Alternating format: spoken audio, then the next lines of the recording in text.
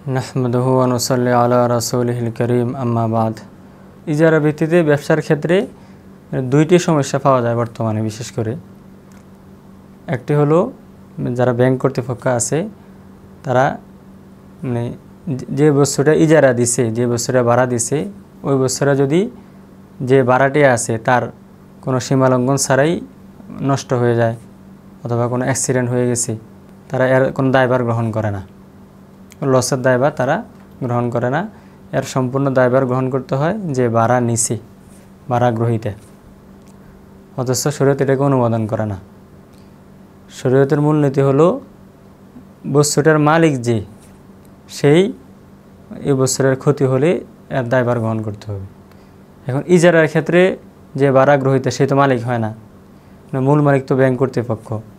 তাহলে এই ক্ষেত্রে যদি কোনো অ্যাক্সিডেন্ট হয়, যেখানে ভাড়া গ্রহীতার কোনো দোষ নাই, তার ইচ্ছা ছাড়াই অ্যাক্সিডেন্ট হয়ে গেছে, তো তাহলে ব্যাংক কর্তৃপক্ষকেই এর দায়ভার গ্রহণ করতে হবে, লসের দায়ভার গ্রহণ করতে হবে।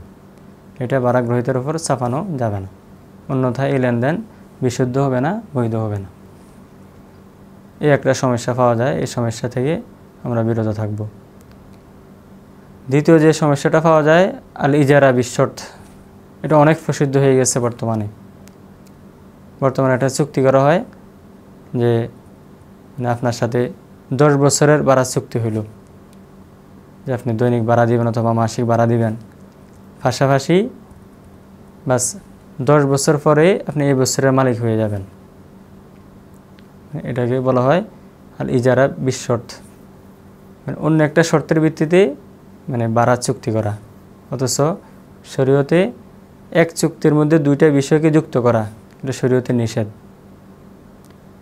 এই ক্ষেত্রে বিকল্প পদ্ধতি আছে। বিকল্প পদ্ধতি হলো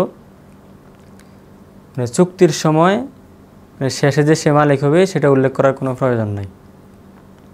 চুক্তি করবে শুধু ইজারা চুক্তি, এভাবে ভাড়া একটু বেশি নির্ধারণ করে বাস 10 বছর পরে ব্যাংক কর্তৃপক্ষকে হাদিয়া হিসেবে তাকে দিয়ে দিবে। এটা চুক্তির মধ্যে থাকার কোনো দরকার নেই। চুক্তির মধ্যে থাকলে হাদিসের নিষিদ্ধ বিষয়টা পাওয়া যায়, যে এক চুক্তির সাথে আরেক চুক্তিকে শর্তযুক্ত করা, এই বিষয়টা পাওয়া যায়। কিন্তু চুক্তি না করে বাস শুধু ইজারা চুক্তি করছেন, কিন্তু একটা মেয়াদ শেষে ব্যাংক কর্তৃপক্ষ যদি স্বেচ্ছা দিয়ে দেয় তাহলে কোনো আপত্তি নেই, শরীয়তের নিষেধাজ্ঞা নেই। অথবা এমন হতে পারে যে চুক্তি করলো ভাড়ার চুক্তি, শেষে ব্যাংক কর্তৃপক্ষ ওয়াদা দিল যে আমি 10 বছর পরে তুমি যদি ঠিকঠাক মতো ভাড়া পরিশোধ করো, 10 বছর পরে আমি তোমাকে এই গাড়িটা এমনিতেই দিয়ে দিব, কোনো বিনিময় লাগবে না, কিছুই লাগবে না। ওয়াদা দিতে পারে, বাকিটা চুক্তির পরেই দিবে। মূল চুক্তির মধ্যে এই বিষয়টা থাকবে না, এই চুক্তির পরে এমনি তো ওয়াদা হিসেবে এটা দিবে, যাতে যে ভাড়া গ্রহীতা আছে সে যাতে আশ্বস্ত হয়, যেহেতু সে একটু বাড়তি ভাড়া দিতেছে। আরেকটা বিকল্প পদ্ধতি হতে পারে, যে বস্তুটা ভাড়া দিতেছে ভাড়া না দিয়ে কিস্তি বিক্রি করবে।